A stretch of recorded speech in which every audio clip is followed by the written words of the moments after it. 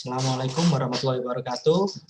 Bertemu lagi dengan saya. Kali ini kita pada topik ke-9, yaitu tentang Communication and Network ya. Sekaligus ini merupakan topik terakhir di mata kuliah kita. Ya, jadi ini hanya sekali lagi ini hanya pengantar saja. Nanti Anda akan pelajari lebih lanjut di mata kuliah jaringan komputer. Ada sendiri mata kuliahnya nanti ini ya. Oke. Nah, what are computer communication? Ya, jadi komunikasi tidak hanya terjadi pada kita manusia, tapi komputer pun juga berkomunikasi, yaitu merupakan proses untuk mentransfer data atau instruksi perintah ya atau informasi ke komputer yang lain. Ya, nah tentunya ada medianya. Oke, sebelum kita ngomong ke komputer, kita akan ngomong dulu ke komunikasinya manusia. Ya, jadi kalau pada zaman saya dulu ya itu ada namanya telepon PSTN ya, telepon kabel.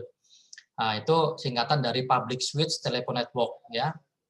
Nah, jadi pada saat itu jaringan yang ada yang terbesar itu ada jaringan telepon. Nah, kemudian jaringan tersebut dimanfaatkan untuk mengirimkan data. Jadi yang awalnya digunakan untuk mengirimkan suara, kemudian digunakan untuk mengirimkan data. Ya, nah tentunya akan butuh alat untuk merubah dari suara, ya, atau nanti kita akan kenal dengan sinyal analog namanya, menjadi data atau kita kenal dengan sinyal digital. Ya, nah alat itu namanya adalah modem. Ya, mungkin Anda tidak asing dengan kata-kata ini ya, modem. Ya, singkatan dari modulation, demodulation. Modulation artinya dia memodulasi, mengubah sinyal digital menjadi sinyal analog. Ya, kenapa kalau diubah jadi sinyal analog? Karena jalur telepon pada waktu itu hanya dapat dilalui oleh sinyal analog. Gitu, sinyal suara, ya. Kemudian demodulation di sisi yang lain berubah dari sinyal suara menjadi sinyal digital lagi sehingga bisa dibaca oleh komputer. Ya, nah, barangkali Anda pernah mendengar atau mungkin mengirimkan fax, ya. Nah, sama seperti itu. Jadi fax itu dia merubah sinyal digital berupa scan dari dokumen menjadi sinyal analog, ya. Maka suaranya kan berisik ya, kesek gitu ya. Nah, itu kalau didengarkan itu merupakan sinyal analog. Kemudian di sisi yang lain diterima, diproses lagi menjadi sinyal digital dan dicetak. Nah, itu kalau kita mengirimkan fax ya. Nah, internet menggunakan cara seperti ini. Ya, sampai saat ini masih menggunakan cara seperti ini tapi sudah tidak lagi menggunakan jalur telepon, tapi kita sudah memiliki jaringan komputer sendiri. Nah, jenisnya ada banyak sekali modem itu ya, ada yang mulai modem USB seperti ini, ada yang semacam ini ya, MiFi istilahnya, mini WiFi, ada yang semacam ini ya, mini WiFi juga, ada yang semacam ini, access point WiFi ya. Kemudian di sisi komputer kita itu perangkatnya adalah berupa LAN card ya atau WiFi card. Ya, jadi di laptop Anda atau di HP Anda itu ada WiFi card-nya sebenarnya. Kalau nggak percaya boleh dibongkar, ya ada WiFi card-nya. Kalau di laptop antenanya itu ada di baliknya layar Anda, layar monitornya laptop. Itu. Kalau di HP ada di baliknya baterai, itu antenanya. Oke, silakan dibongkar ya. Nah, kemudian sekilas tentang topologi. Topologi itu adalah bentuk dari jaringan komputer, ya bentuknya. Bentuknya seperti apa? Awalnya ada yang namanya bus. Ini cuma disambung selesai. Itu, ya. Nah, secara berdetail nanti Anda akan pelajari di mata kuliah jaringan komputer ya. Kemudian dari bus dia menggunakan medianya kabel koaksial. Kabel koaksial itu seperti mirip dengan kabel antena TV. Ya, yang di tengahnya ada kawatnya, kemudian di luarnya ada serabutnya. Nah, itu kabel koaksial. Dulu menggunakan seperti itu, ya, pada awalnya. Kemudian kelemahannya dia adalah satu, data ditransmisikan secara broadcast. Jadi dari komputer pertama mengirimkan data ke komputer ketiga, maka semua komputer di jaringan tersebut akan menerima datanya broadcast. Nanti akan ada istilahnya broadcast storm ya. Kemudian kelemahan yang kedua adalah kalau jaringan putus ya semua networknya kan down. Tidak bisa digunakan sama sekali. Oke, kemudian dikembangkan lagi menjadi ring. Ring ini adalah bus yang disambung sehingga bentuknya seperti cincin. Maka jadi namanya ring ya.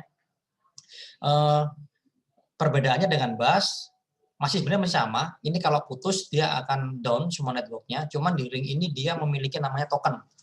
Token itu ada satu data yang dia dikirimkan dari satu komputer yang lain.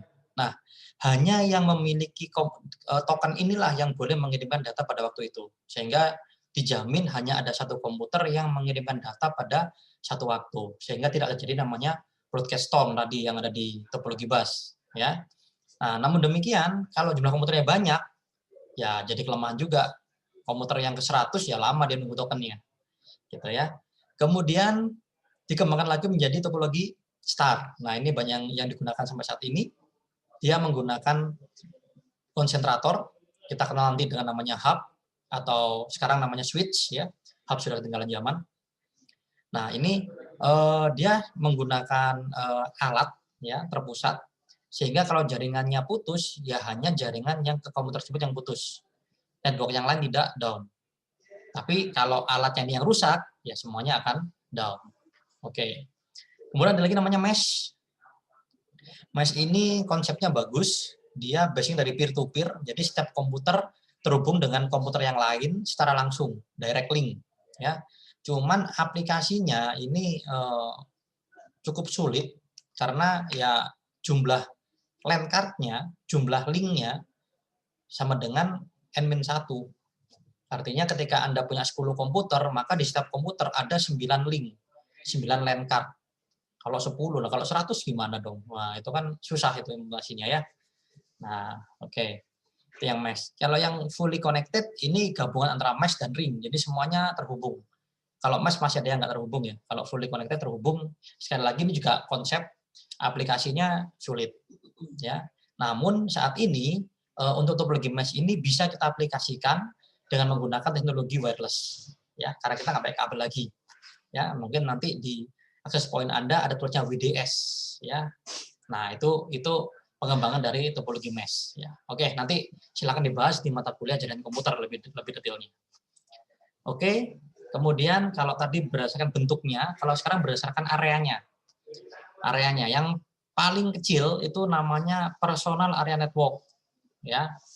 Nah, ini biasanya namanya personal berarti ya nggak jauh-jauh dari orangnya. Biasanya teknologi yang digunakan Bluetooth biasanya ya. Maksimal jaraknya cuma 10 meter. Oke, kemudian ada local area network. Local area network berarti jaringan komputer di sebuah area tertentu. Ya, misalnya di kantor, di kampus ya. Itu namanya local area network. Kalau metropolitan area network itu jaringan komputer yang menghubungkan beberapa tempat di satu kota.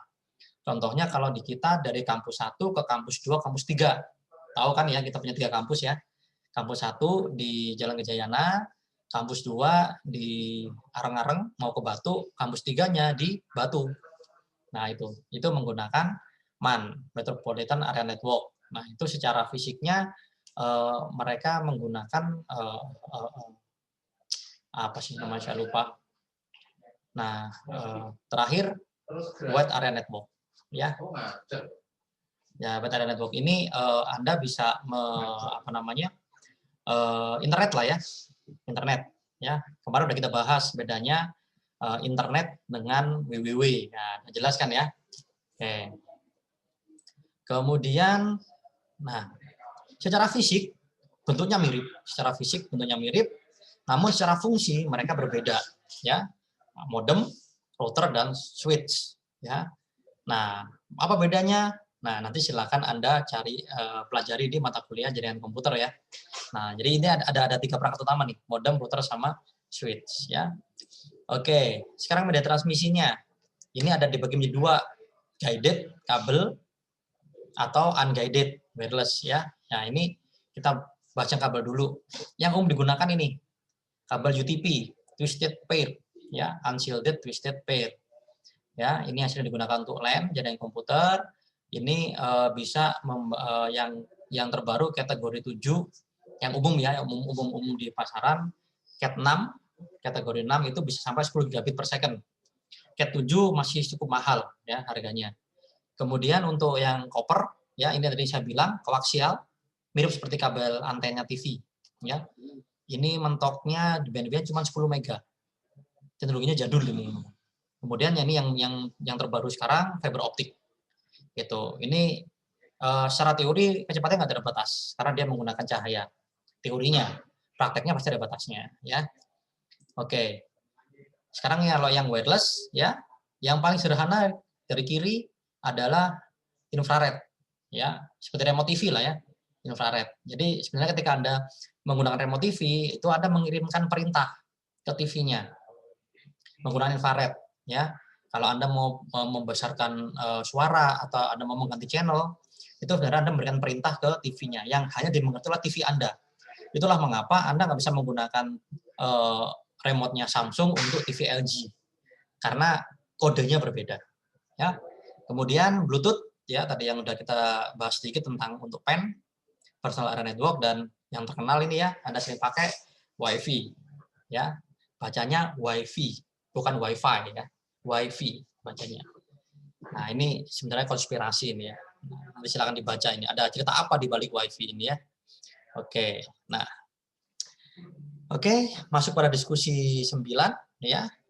Nah, tadi kan udah saya jelasin tuh berbagai macam perangkatnya untuk Anda terhubung ke internet.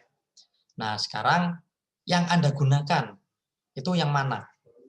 Mungkin pakai modem USB, mungkin pakai WiFi, atau mungkin saya pakai data, Pak. Nah, seperti itu ya. Kemudian media transmisi apa yang Anda gunakan?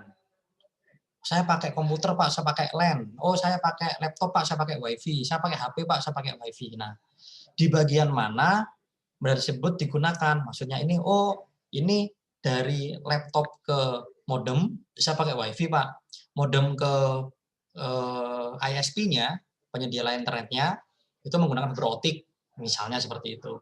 Oh, saya menggunakan ini, Pak, wireless ISP, Pak. Jadi dari modem ke ISP-nya juga pakai wireless. Silahkan Anda jelaskan di diskusi 9. Oke, silahkan Anda isi di e-learning kita ya. Nah, untuk tugas 9, ya, tadi sekilas sudah ada kan ya, Anda menggunakan perangkat modem apa.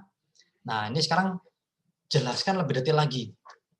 Jenis koneksi internet yang Anda gunakan. Anda pakai WiFi atau cellular atau DSL atau FTTH, fiber to the home, ya. Kemudian modem apa yang Anda gunakan. Kemudian silakan Anda cek berapa bandwidth Anda, ya. Sekarang Anda cek ke speed.uinmalang.ac.id, nanti di sana akan muncul. Jangan lupa Anda screenshot, Anda masukkan dalam laporan Anda, masukkan di tugas ke-9. Oke, baik. Demikian untuk materi kita. Apabila ada pertanyaan, silahkan Anda tanyakan di grup Telegram kita atau di diskusi e-learning yang sudah disediakan. Baik, ini adalah materi terakhir ya. Setelah ini kita akan membahas tentang apa saja yang telah kita pelajari selama 1 semester ini. Baik, demikian. Terima kasih. Semoga bermanfaat. Wassalamualaikum warahmatullahi wabarakatuh.